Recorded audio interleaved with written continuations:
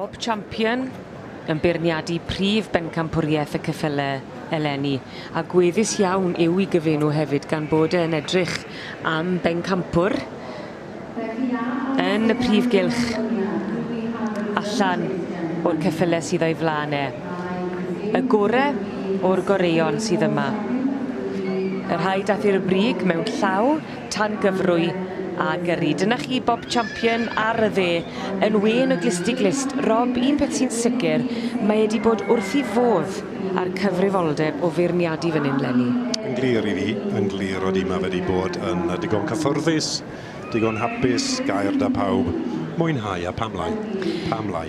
Rhai gweud, Rob, ges I wefr pan weles I enw ac yna I weld Mae yn ŵr sydd yn enwog iawn ac yn enw cyfarwydd yn y byd marchogaeth yma. Joci enwog ddath i'r brig ar y ceffyl Aldernete yn y Grand National nôl ym 1981. Wel nawr te, mae hwn yn diddorol iawn. Mae'n tynnu rhyw dri allan ac fe gawn ni weld beth yw'r plan yn fuan, ond dwi'n gweld bod e'n gadael tu ôl prif bencampwr mewn llaw a dewis yr is-bencampwr. Perffordd Gwenan Mai I ddod flaen. Os taw dyna beth mae'r tri sydd wedi dod mlaen yn meddwl taw rhain yw ei ffefrion Nawr te, gawn ni weld, dyna beth yw dewis. Dyna beth yw dewis, a dyna beth yw cael beirniad gwahanol yn dyfe. Achos mae un yn golygu un, dim wastad yn golygu'r un peth I feirniad arall.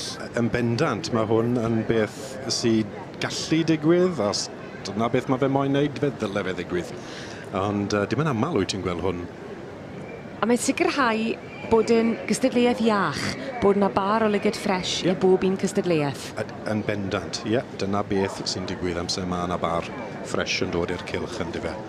Barn arall, dewis arall.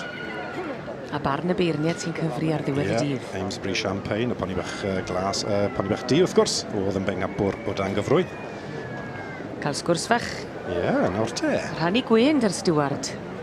Mae fe'n hoff iawn o'r ceffyl o dan y ceffyl gyrru. Ond ar diwedd y dydd, y gorau ar y ca I Ann Prosser, Charlotte Prosser yw y lidrain bach hyn, a dyma'r teulu. A gyda'r poni bach, Amesbury Champagne.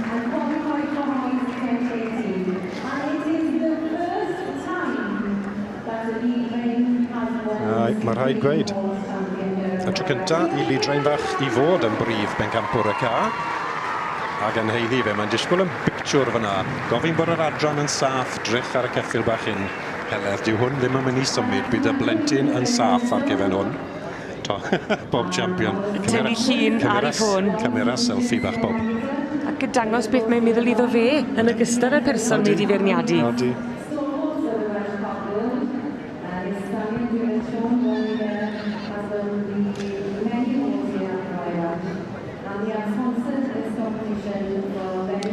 Wel, dyma chi groten fach sydd wedi dwyn calon y gynulleidfa, ond yn fwy na dim wedi cipio calon y beirniad heddi.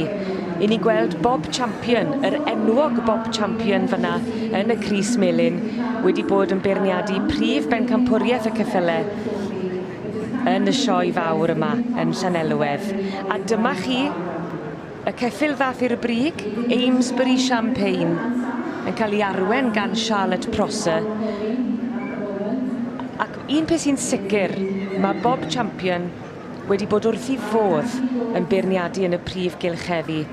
Pan nath ddyfarnu y groten fach yma ar gefn Amesbury Champagne fel y gorau o'r goreion.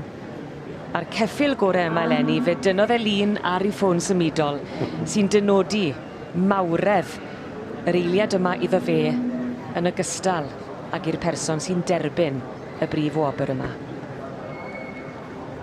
It also goes to a Welsh winner here today.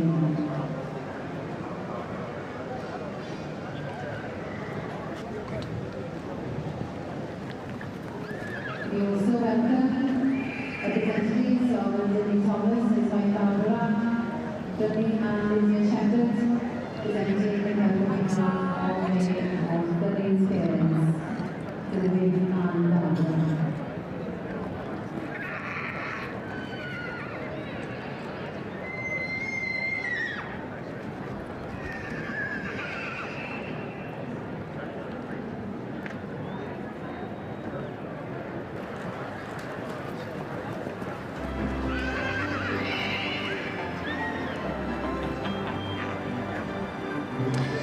Gai gyflwyno seren y sioe i chi eleni. Dyma Efa sy'n ond yn 5 mlwydd oed ac wedi sicrhau bod Amesbury Champagne, y poni plentyn lead-rein, yn cipio prif bencampwriaeth y ceffylau yn 2019.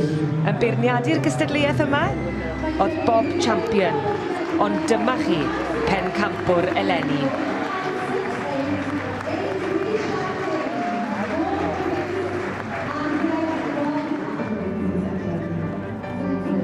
Pencampwr y sioe, Amesbury Champagne and Siala Prosser. What an achievement. I know, I can't believe it. I'm in shock, to be honest.